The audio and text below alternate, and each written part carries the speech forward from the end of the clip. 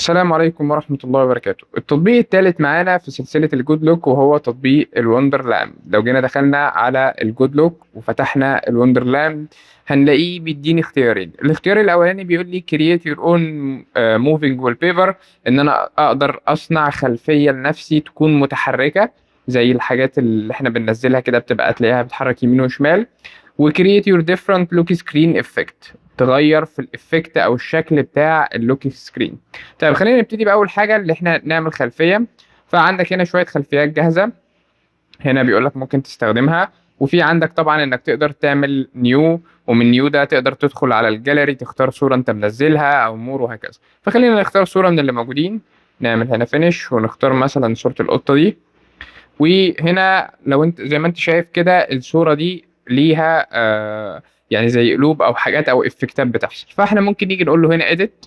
ومن الايديت هنا بقى نقدر نعمل حاجات كتير جدا، وهي ان احنا نقدر نغير في القلوب دي. اجي هنا مثلا هقول له والله القلوب دي خليها كلر، وغير اللون بتاعها مثلا خليه ازرق وتقول له done. ماشي، ممكن تغير في الشيب نفسه تخليها ده.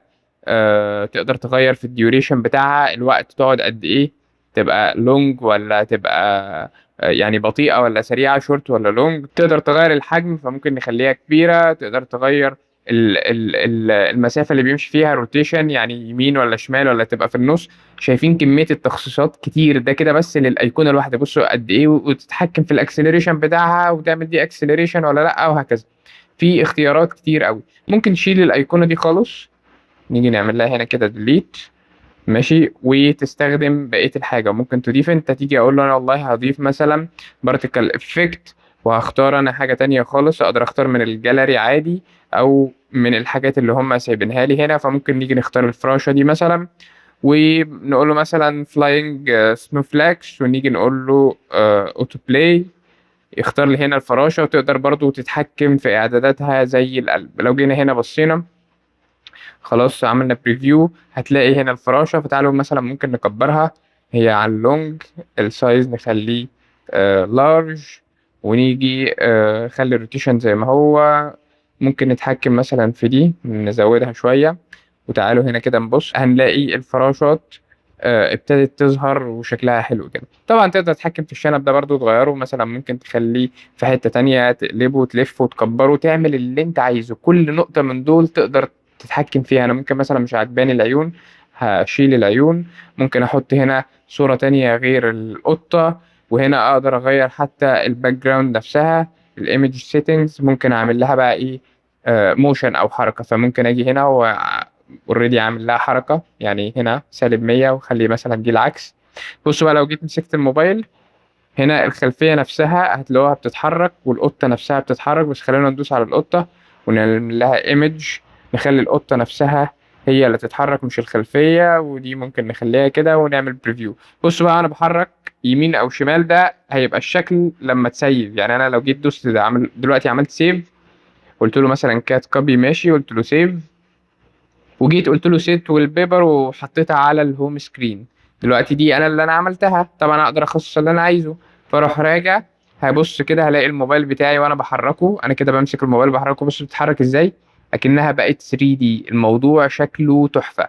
طبعا الشنب بيبقى واقف ثابت لوحده، ممكن نبقى نحركه معاها. بس شايفين الشكل عامل ازاي، شكلها تحفة. تقدر بقى انت بخيالك تعمل حاجات كتير، وفي خلفيات بقى، وتحط حاجات. يعني مثلا دي حاجة حية بتتحرك، تقدر تتحكم في كل ده. يعني لو جيت هنا ايديت، كل ايقونة من دول انتوا شايفين كمية التفاصيل، وتحكم في حركتها وتروح ازاي وتيجي ازاي. ده كان اول اختيار عندنا في الوندرلاند.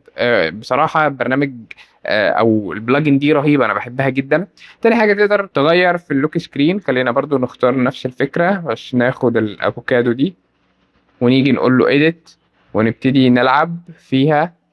ممكن نقول له effect type، نيجي نختارها مثلا كده. فلما تيجي تفتح التليفون هيعمل لك الشكل ده. ممكن نختار السايد، لا، دي كلها اشكال موجودة. ده لطيف، ممكن نختار ده.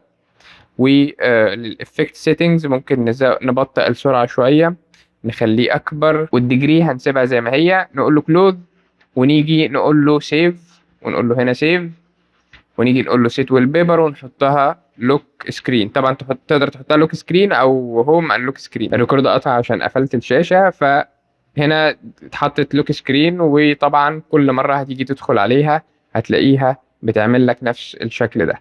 يعني تيجي لو قفلت الموبايل وفتحته هتلاقيه وهو بيفتح بيعمل لك الشكل ده. فعندك بقى كميه تخصيصات كتير قوي تقدر تعملها في خيالك. في عندك مثلا شكل معين بتحبه، القطة بتاعتك، الكلب بتاعك مثلا، ممكن تعمل عليه الحاجات دي وتخليه بيتحرك والخلفيات تبقى شكلها تحفة. طبعا اللي هيشوفها هيسألك انت جايبها منين، ولكن كمية تخصيصات رهيبة وانت تقدر تتحكم في كل حاجة موجودة. اتمنى الفيديو يكون مفيد وعجبكم. لو عجبكم الفيديو ما تنسوش تعملوا لايك وتشتركوا في القناة. في رعاية الله.